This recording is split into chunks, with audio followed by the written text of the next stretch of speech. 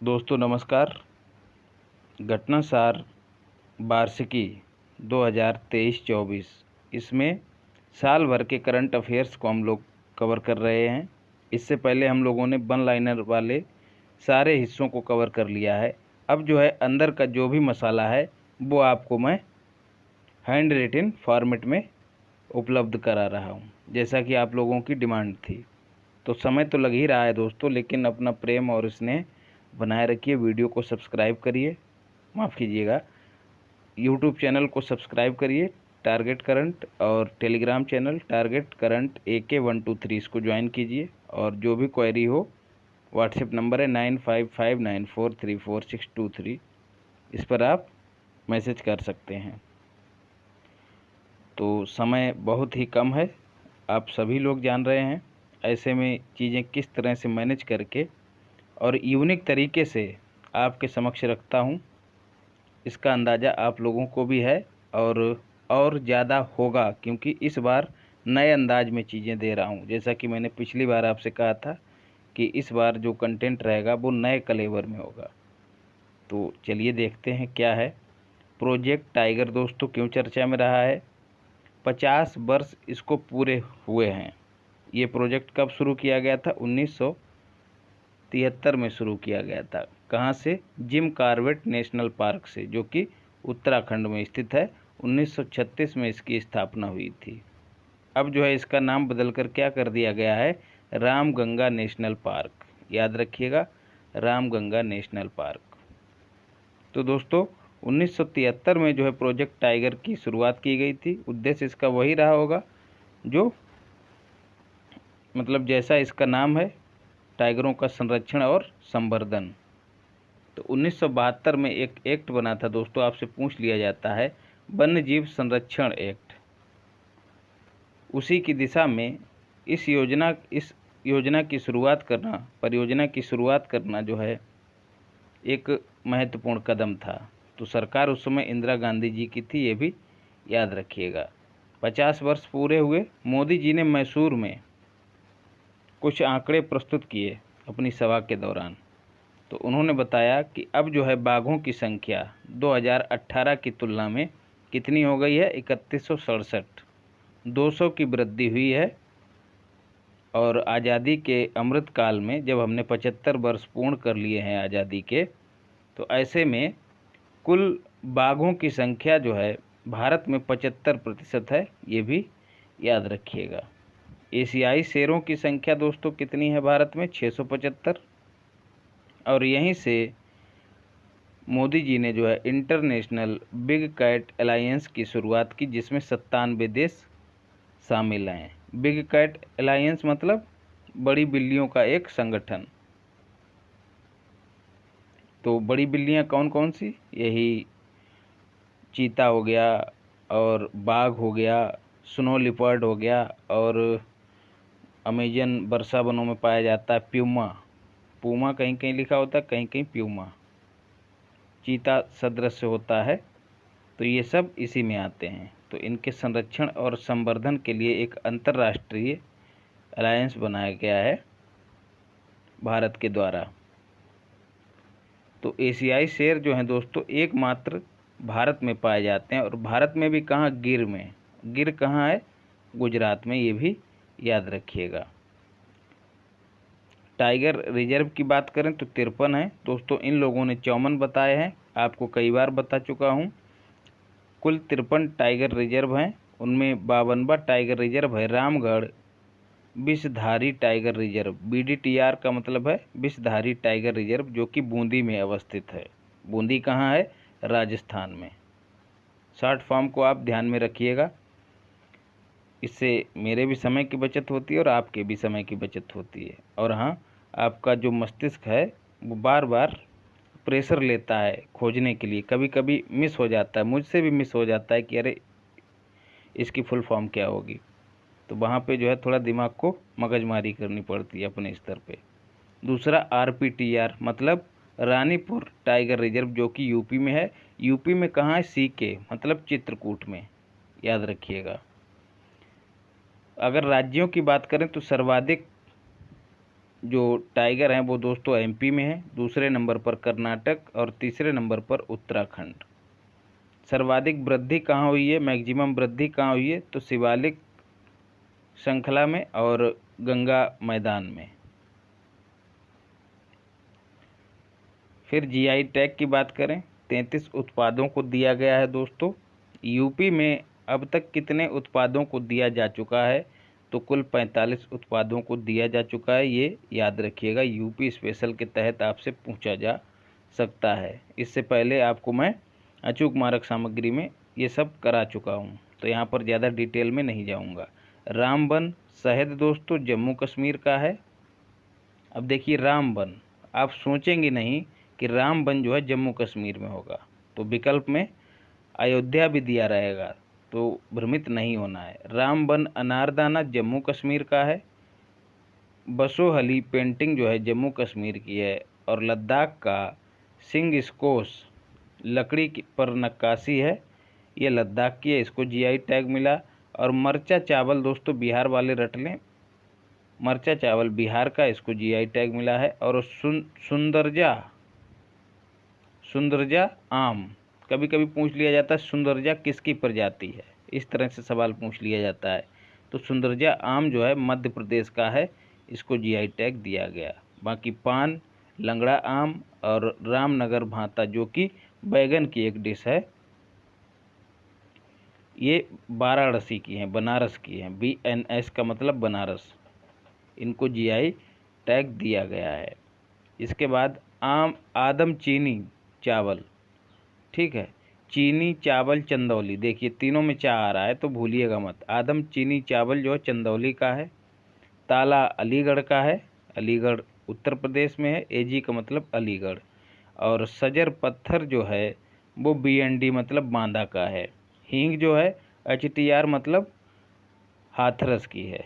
तो इन सबको जो है जीआई टैग दिया गया है। जीआई टैग एक्ट 1999 के तहत दिया जाता है, और जो कि 2003 में लागू हुआ था। और पहली बार 2004 में जो है किसके लिए दिया गया था, दार्जिलिंग की चाय के लिए दिया गया था, दार्जिलिंग की चाय के लिए दिया गया था। लिगो इंडिया, जी हाँ दोस्तों, laser interferometer gravitational wave observatory, इसकी फुल फॉर्म याद रखिएगा। स्थापना को मंजूरी दे दी गई है। अब स्थापना इसकी कहाँ होगी दोस्तों, तो हिंगोली, कहाँ है, महाराष्ट्र में है।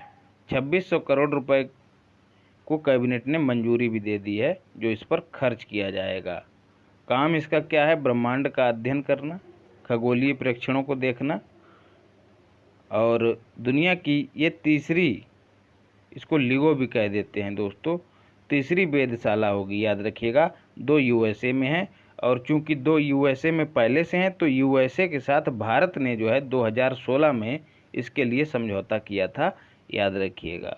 कांगड़ा की चाय को यूरोपीय आयोग ने जो है GI टैग प्रदान किया है। कांगड़ा की चाय कहाँ की है, हिमाचल प्रदेश, HP। पिछली बार मैंने यूरोपियन यूनियन बोल दिया होगा, तो उसमें सुधार कर लीजिएगा। यूरोपीय आयोग ने GI टैग दिया है। एशिया का पहला बायो CNG प्लांट कहाँ लग रहा है, संगरूर में। संगरूर कहाँ है दोस्तों, पंजाब, याद रखिएगा।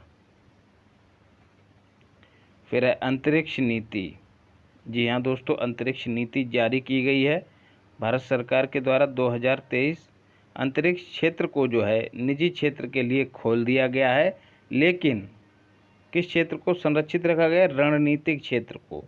जो संवेदनशील चीज़ें हैं उनमें जो है निजी क्षेत्र को नहीं घुसाया गया है, तो सीमित क्षेत्र जो है खोल दिया गया है निजी क्षेत्र के लिए।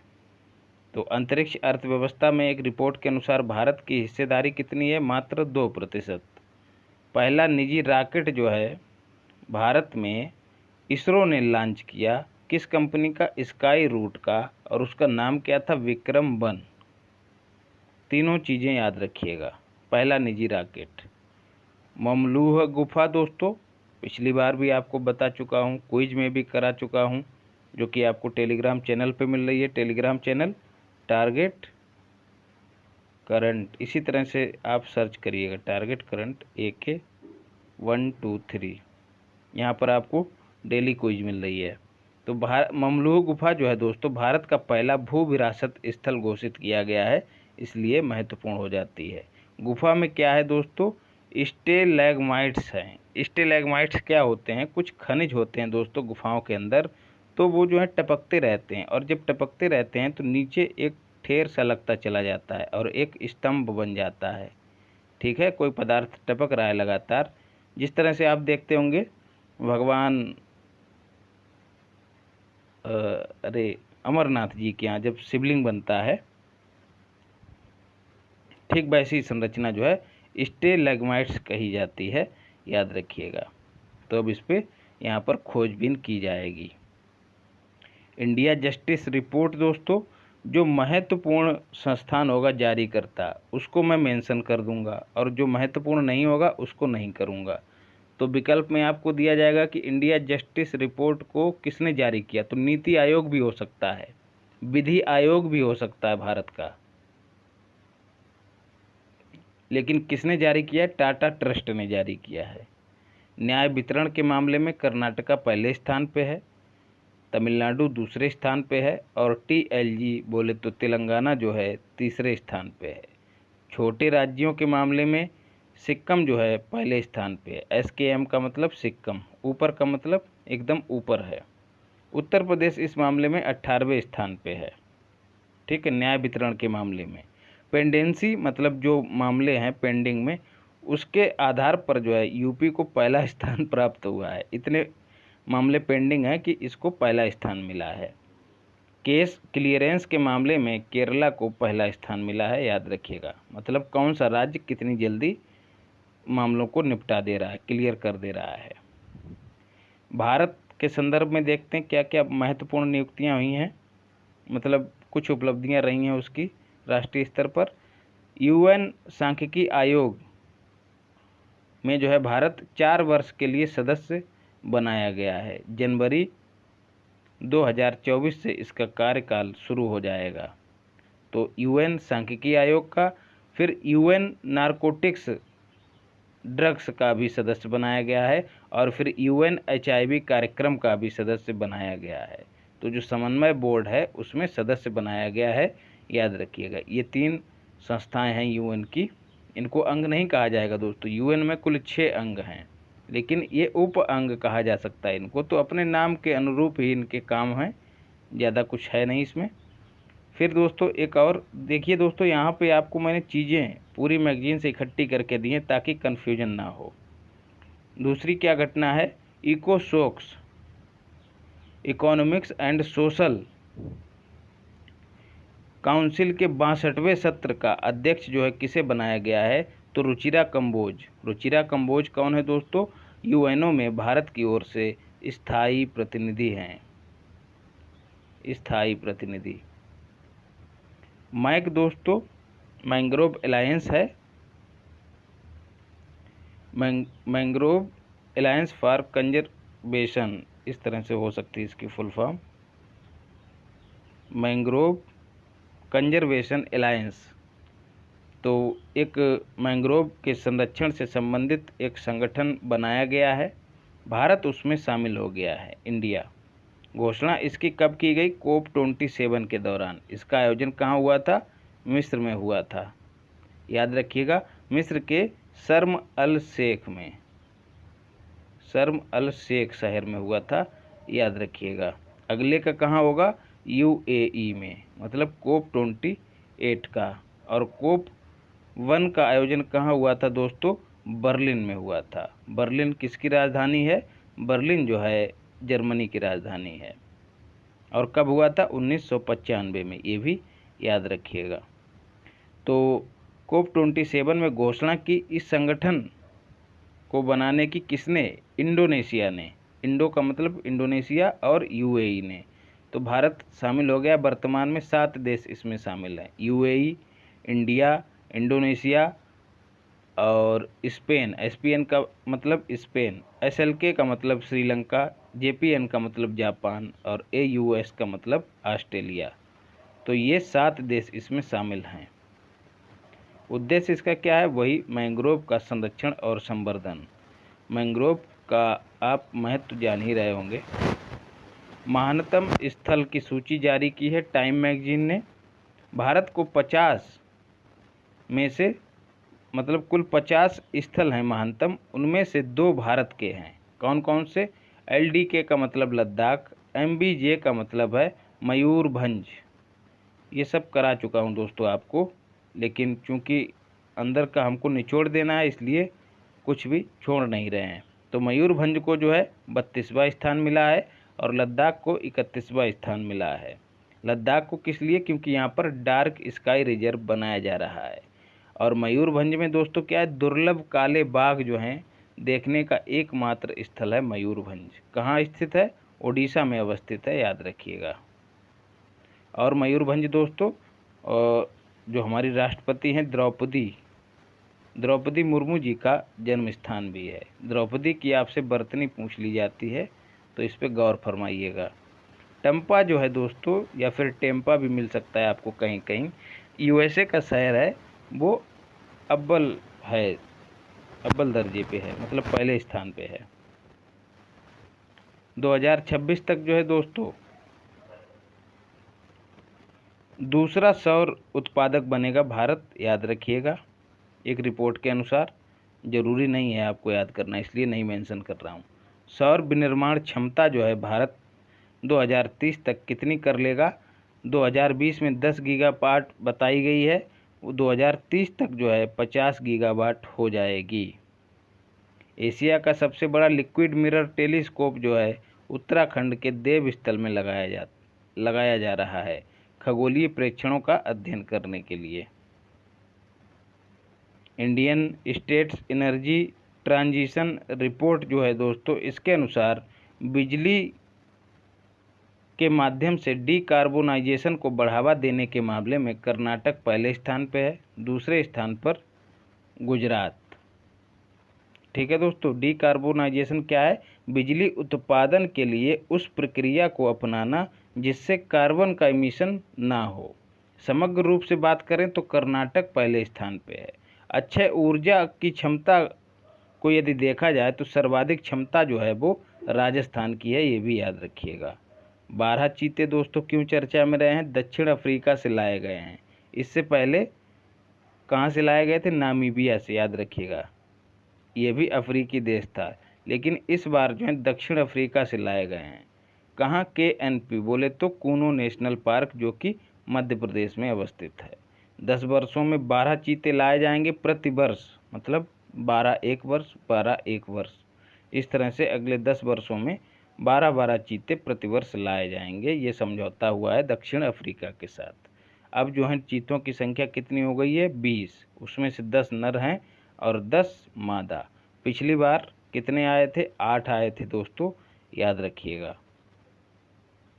17 सितंबर को मोदी जी ने जो है अपने जन्म दिवस के अवसर पर इनको कूनो नेशनल पार्क में छोड़ा था, ये भी याद रखिएगा डेट, क्योंकि मोदी जी का जन्म दिवस है इसलिए महत्वपूर्ण हो जाती है। स्काई UTM दोस्तों क्या है? मानव रहित यातायात प्रबंधन प्रणाली, हवाई प्रबंधन प्रणाली, जो ड्रोन प्रबंधन से संबंधित है। मतलब जो ड्रोन वगैरह, अब ड्रोन पे ज़्यादा जोर दिया जा रहा है भारत में वर्तमान में, तो उसको मैनेज करने के लिए एक ऐसा सिस्टम बनाया गया है जो बिना किसी आदमी की सहायता से चलेगा।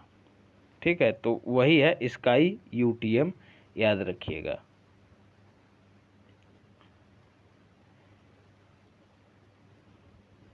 और इसका दोस्तों अनावरण किसने किया, मतलब इसका उद्घाटन तो नितिन गडकरी जी ने किया है, ना कि सिंधिया जी ने किया है। तो विकल्प में हो सकता है सिंधिया जी भी दिए रहें।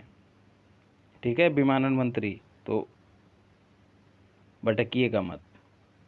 अब कर्नाटक को देखते हैं दोस्तों। इससे संबंधित सारे घटनाक्रम एक ही जगह पे आपको दिए गए हैं। यही दोस्तों मेहनत है। तो यदि चीज़ें पसंद आएँ तो ज़रूर लाइक कीजिएगा, और सब्सक्राइब तो कर ही लिए होंगे, ना किए हों तो कर लीजिएगा, और लोगों को शेयर भी कीजिएगा। सेफ सिटी परियोजना जो है राज्य में सुरक्षा को बेहतर करने के लिए अमित शाह के द्वारा शुरू की गई कर्नाटका में। ठीक है, एशिया की सबसे बड़ी हेलीकॉप्टर निर्माण फैक्ट्री मोदी जी के द्वारा उद्घाटित की गई। कहाँ पर? कर्नाटक के तुमकुर में। स्टैचू ऑफ प्रॉस्पेरिटी, जी हाँ दोस्तों, नाथ प्रभु केम्पेगौड़ा की है, मोदी जी ने अनावरण किया है कहाँ, बेंगलुरु में। राम बी सुतार, जी हाँ, जिन्होंने स्टैचू ऑफ यूनिटी को बनाया था, उन्होंने ही इसको भी बनाया है। GBOF मतलब Guinness book of world record में इसका नाम दर्ज कर दिया गया है। ये जो है दोस्तों किसी शहर के संस्थापक की सबसे बड़ी प्रतिमा है, याद रखिएगा।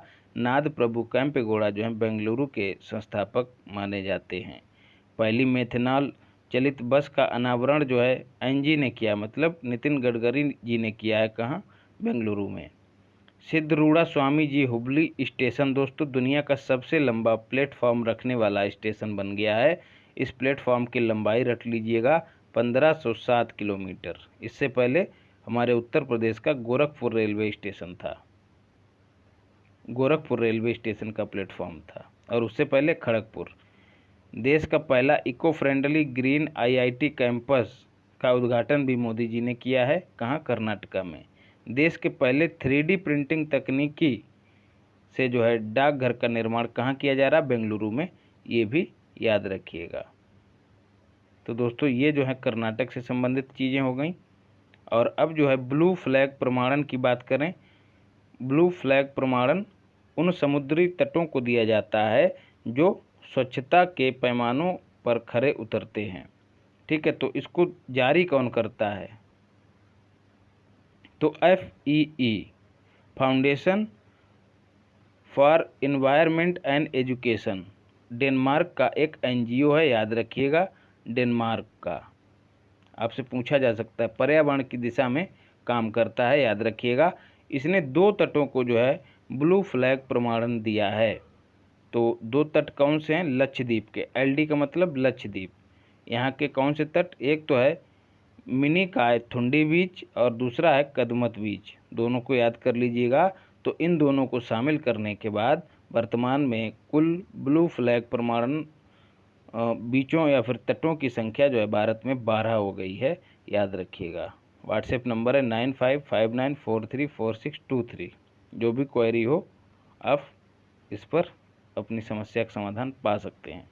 अब करते हैं बात महाराष्ट्र की। चुन चुन के पूरी मैगजीन में जहाँ भी कुछ भी महाराष्ट्र का मिला है सब आपको एक जगह दिया गया है, ताकि आपको कन्फ्यूजन रहित कंटेंट दिया जा सके। देश का पहला हाइड्रोजन फ्यूल सेल बस कहाँ चलाया गया दोस्तों, पुणे में।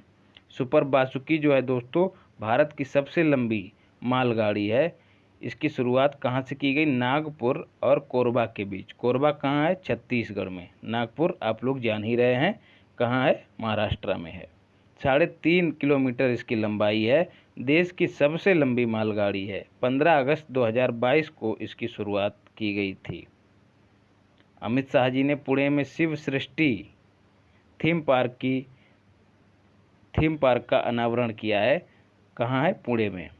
शिव सृष्टि मतलब शिवाजी के जीवन से संबंधित यहाँ पर चीज़ों को प्रदर्शित किया जाएगा थीम पार्क में, याद रखिएगा। फिर दुनिया का पहला बांस क्रैश बैरियर, मतलब सड़क के किनारे पे जो होता है ना बैरियर, ताकि कोई चीज़ डिसबैलेंस होकर सड़क से नीचे ना जाए, तो उस तरह का बांस से बना हुआ दुनिया का सबसे लंबा बैरियर जो है महाराष्ट्र में बनाया गया है। छत्रपति शिवाजी वास्तु संग्रहालय को जो है दोस्तों यूनेस्को ने एशिया प्रशांत पुरस्कार से सम्मानित किया गया है। इसकी निर्माण शैली को देखते हुए, निर्माण शैली यूनेस्को को ऐसी लगी कि ये जो है संसार में अन्य जो महत्वपूर्ण जो बिल्डिंग्स वगैरह हैं, इमारतें हैं, उनको संरक्षित करने के लिए एक मानक स्थापित कर सकती है, इसलिए इसको यूनेस्को एशिया प्रशांत पुरस्कार दिया गया। नागपुर मेट्रो दोस्तों दुनिया का सबसे लंबा डबल डेकर वायडक्ट बनाया है नागपुर मेट्रो ने। होता क्या है ये डबल डेकर वायडक्ट दोस्तों, त्रिस्तरीय परिवहन प्रणाली होती है, ठीक है। नीचे सबसे नीचे रोड होती है, उसके ऊपर फ्लाईओवर होता है और उसके ऊपर मेट्रो होती है। तो देखिए 3 स्तर बन गए हैं। तो यही होता है डबल डेकर वायडक्ट। और दोस्तों क्या है, महाराष्ट्र से संबंधित औरंगाबाद, उसका नाम बदलकर क्या कर दिया गया है, संभाजी नगर। उस्मानाबाद का नाम बदलकर क्या कर दिया गया है, धाराशिव। और औरंगाबाद जो है यातायात से संबंधित सार्वजनिक डेटा को गूगल के लिए उपलब्ध कराने वाला भारत का पहला शहर बन गया है। तो दोस्तों ये हमने कुछ हिस्सा राष्ट्रीय घटनाक्रम का मैगजीन से अंदर से कवर किया है। तो बाकी धीरे धीरे आपको उपलब्ध करा दूंगा, पैनिक मत होइएगा। बस आप जो 30 से 35 पेज शुरू में आपको वन लाइनर कराए उसको बार बार करते रहिए, इसकी चिंता मत करिए। ये चीज़ें आपको परीक्षा से पहले और जितना हो सका आपको जल्दी से जल्दी उपलब्ध कराऊंगा, क्योंकि मैं भी चाहता हूँ कि ये जो कंटेंट है आपको दे के मैं भी फारिग हो जाऊं और अपनी स्टडी पे लग सकूं। तो चैनल को सब्सक्राइब करिए, वीडियो को शेयर करिए और लाइक करिए, और टेलीग्राम चैनल को ज्वाइन कीजिए। मिलते हैं अगली क्लास में। धन्यवाद।